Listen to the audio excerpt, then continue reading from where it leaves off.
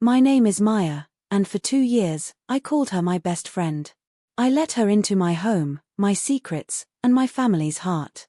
I never imagined her goal wasn't to be a sister, but to replace me. Here's how she tried to destroy my family, and how I finally made her regret it. My name is Maya, and my world was simple. It was my dad, my brother Liam, and Ben. We were a unit. I met Chloe in Art 102.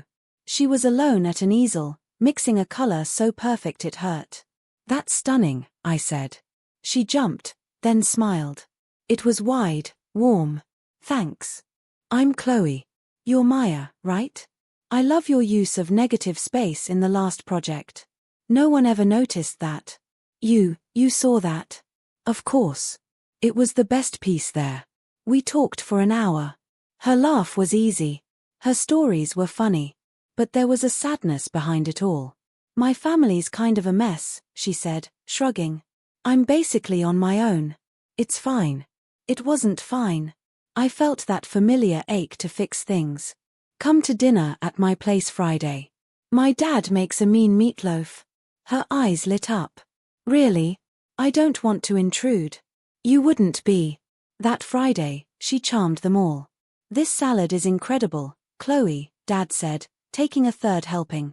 "Oh, it's just a simple vinaigrette," she said, waving him off. "My nana taught me." Liam, then 14 and permanently glued to his phone, actually looked up.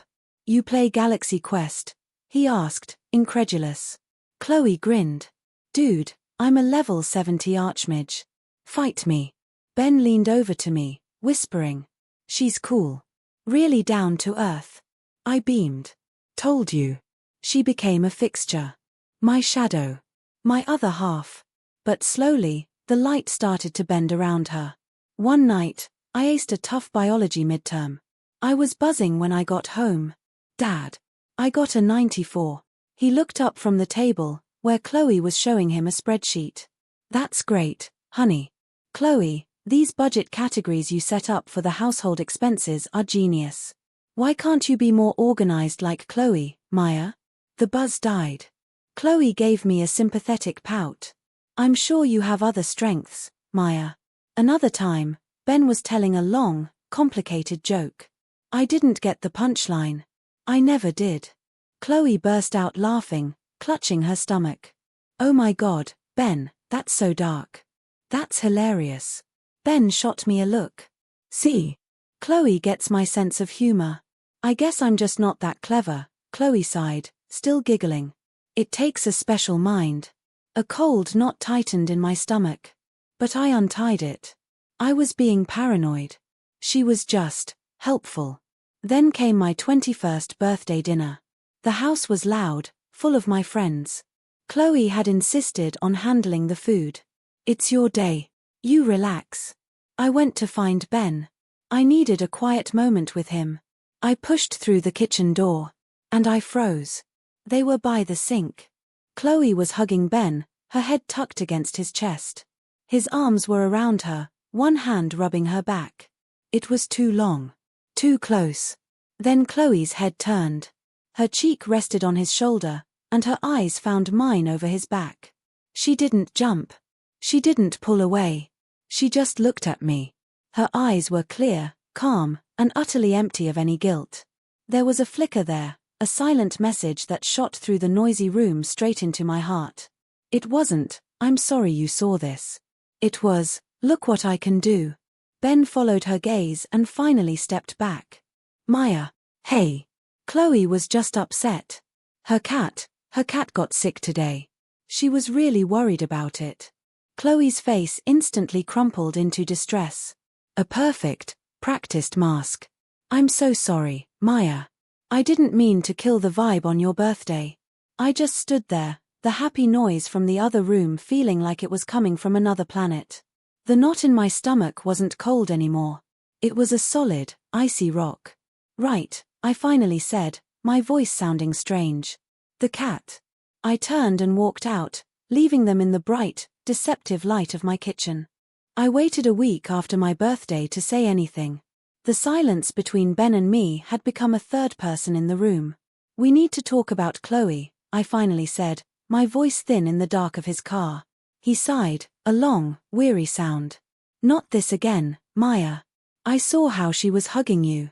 It wasn't about a sick cat. You're being crazy, he said, his grip tightening on the steering wheel. She was emotional. She needed a friend. God, can't you just be compassionate? Compassionate? Ben, she looked at me. She was embarrassed. You're reading into things because you're insecure. The canyon opened between us then, wide and deep. He started spending more nights at Jake's. When he was home, Chloe was often there, her voice a soft murmur from the living room. He's just so stressed with work, she told me once, bringing in coffee for them both. He needs a calm space. I became a ghost. I'd walk into a room and the conversation would stall.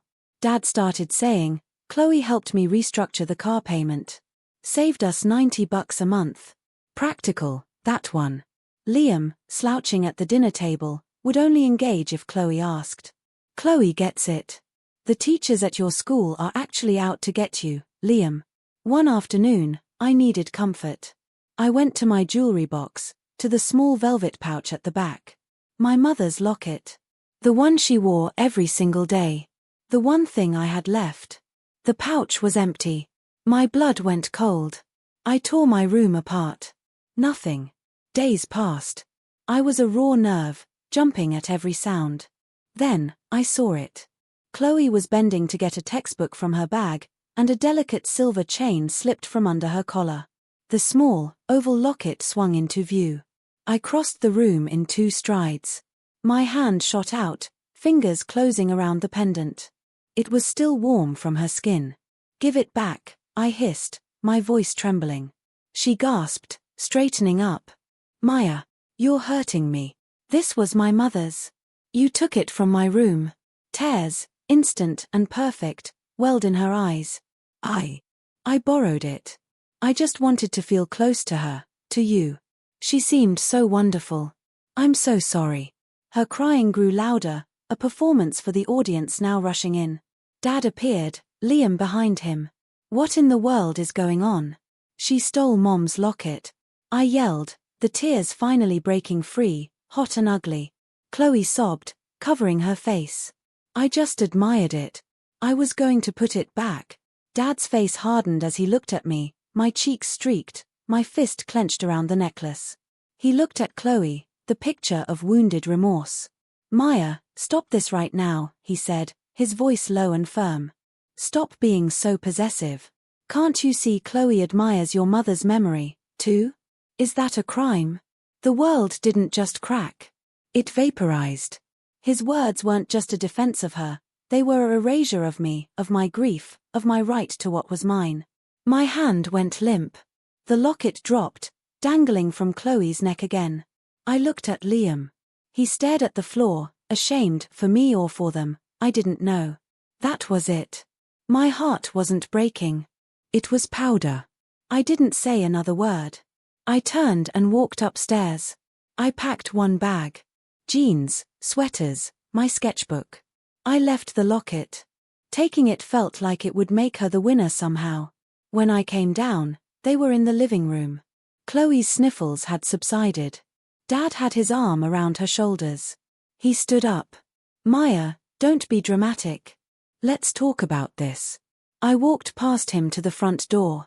As I pulled it open, I felt a presence. Chloe had drifted into the hallway. She didn't speak. She just looked at me, her eyes clear and dry now. A faint, pitying smile touched her lips. It wasn't a goodbye. It was a quiet, brutal announcement. She had won. I stepped out into the cold night and closed the door on the home I no longer had. Sarah's couch was a life raft. For the first week, I didn't leave it. The pain was a sandbag on my chest. You need to eat something, Sarah said, putting a plate of toast next to me. I can't. Try. I'd stare at my phone, a magnet of pure misery. There was Chloe, smiling at our kitchen table, a caption. So grateful for these home-cooked meals and family vibes. There she was, at the movies with Liam, taking my favorite guy to see the new Marvel. Brother from another mother. The worst one was a group shot. Ben, my dad, Liam, and Chloe, arms linked on our back porch. She was wearing my mom's locket. The caption read, "My heart is so full. Found my people." I showed Sarah, my hand shaking. It's like watching my own funeral. She took the phone, her mouth a tight line. She didn't console me. She deleted the apps.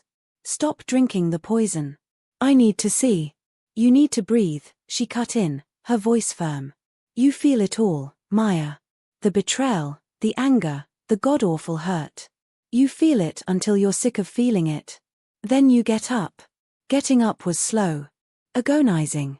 She dragged me to a tiny bookstore downtown. "Ask for an application. Now." My voice was a ghost of itself when I spoke to the manager. I like books." He hired me. Shelving novels in the quiet, dusty silence was the first thing that didn't hurt. Sarah handed me a business card. "Therapist. Her name is Dr. Evans. You're going." In that safe, quiet room, I started talking. The words were rusty hinges. "She made me feel special, then she made me feel crazy," I whispered. Dr. Evans nodded. "What you're describing is a pattern. Love bombing, then creating triangulation. She built alliances against you, not because she loved them, but because she needed to win you. Win me. Conquer you. Your life, your relationships. It was a campaign. The understanding was like ice water. She didn't want them. She wanted my place. My history. My mother's locket. It was all a trophy hunt. I dug up an old number. Zoe, a friend from high school Chloe had deemed too dramatic. "Maya." "Oh my God, it's been forever," she said. "We met for coffee." "I always thought Chloe was intense," Zoe said carefully. "She'd pull you away. It was like she wanted you all to herself." "I missed you." The guilt was heavy. "I'm so sorry. I didn't see it." "You were in it," she said, squeezing my hand. "I'm just glad you're out." One night, Sarah cleared a space in her garage. She put a blank canvas there, and my old, dried-up paints. "You used to love this." For months, I ignored it. Then, one rainy Tuesday, I picked up a brush. I didn't paint flowers. I painted a dark, swirling vortex. I painted chains that looked like necklaces. I painted a house with empty windows. It was ugly. And it was the truest thing I'd done in a year. I looked at the messy, angry canvas. The pity I'd once felt for the lonely girl in art class curdled, finally, into something else, a cold, clean understanding. I wasn't her victim anymore. I was a survivor, brushing the dirt off my knees. I wasn't ready to fight her. But for the first time since walking out that door, I wanted to live for me. The story wasn't about what she'd taken. It was about what I was building, quietly, in the rubble. The call came on a Tuesday. A year of therapy, of quiet work at the bookstore, of painting my anger onto canvases. "Maya." Liam's voice was thin, younger than his 16 years. "It's Dad. His in St. Mary's. His heart. His asking for you." The old Maya would have run, no questions. The woman I was now stood still in the aisle of fiction ARL, a hardcover in her hand. I took a breath that didn't shake. "Is he stable?" "Yeah. They say he'll be okay. But, please." I went for Liam. Only for him. The hospital room smelled like antiseptic and fear. Dad looked small in the bed, wires snaking from his gown. Ben was slumped in a chair by the window, hollow-eyed. And Chloe. She was a tense wire by the bedside, rearranging flowers, her smile a brittle thing for the nurse. "You need to check his form more frequently," she said, her voice sharp. "I'm noting the times." The nurse gave her a flat look and walked out. Chloe turned, and her performance flickered when she saw me. "Maya. You came." It sounded like an accusation. "Liam called me." Ben just nodded, his gaze averted. I went to Liam, who hovered near the door. I pulled him into the hall. His shoulders crumpled as soon as we were alone. "She took money," he whispered, a tear tracking down his cheek. "A lot. From Dad's retirement account. For a marketing businesses she said would triple it. Ben found the statements last month. It's all gone. They've been fighting non-stop. Dad had the attack after one of their huge fights. I felt nothing but a cold, clear certainty. This was her karma, not mine. Built by her own hands. It's not your fault, Liam. None of it. I went back in and sat in the chair opposite Ben. I didn't look at Chloe. I just watched my dad sleep, his breath rattling a little. An hour passed in silence, heavy and thick. Then his eyes fluttered open. They found mine. A tear leaked from the corner. His hand, frail and spotted, reached for mine. I took it. Maya, he rasped. Pumpkin. I'm so sorry. I was blind. I just squeezed his hand. Rest, Dad. Later, in the waiting room, Chloe cornered me. The strain was now a crack running down her face. I suppose you're happy now, she hissed, low so the others wouldn't hear. Coming back to stir up drama when he's vulnerable. I looked at her. Really looked. At the desperation in her eyes, the perfect mask finally slipping. I felt no anger. Only a deep, weary pity. The truth has no edges, Chloe, I said, my voice calm, quiet. It always comes out. You must be so tired from holding up all those lies. She recoiled like I'd slapped her. You have no idea what you've done to this family. I know what I didn't do, I said. I didn't steal. I didn't lie to take what wasn't mine. Ben and Dad were listening now, the truth of the emptied account hanging between us all. Chloe's gaze darted between them, searching for an ally, finding only shattered trust. Her defiance melted into a frantic panic. They're twisting it, Ben. You know me. Dad, please. But the performance was over. The curtain had fallen on an empty house. Without a word, her shoulders slumping under a weight of her own making, she turned and walked down the linoleum hall. Her exit was silent. A final, defeated implosion. I turned to my family, broken, ashamed, but finally seeing. She targeted us, I said, simply. She love-bombed you to isolate me. She took Mom's locket to hurt me. It was a game, and we were all her pieces. No shouting. Just the facts, laid bare in the sterile light. Ben put his head in his hands. I called you crazy. You did, I said. But that's your regret to carry, not my burden to forgive. Not yet. I looked at my dad, at my brother. The door to them was open now, warped and damaged, but open. I didn't have to rush through. I could stand in the frame, on my own terms, free. The ghost was gone. I was finally, solidly, here.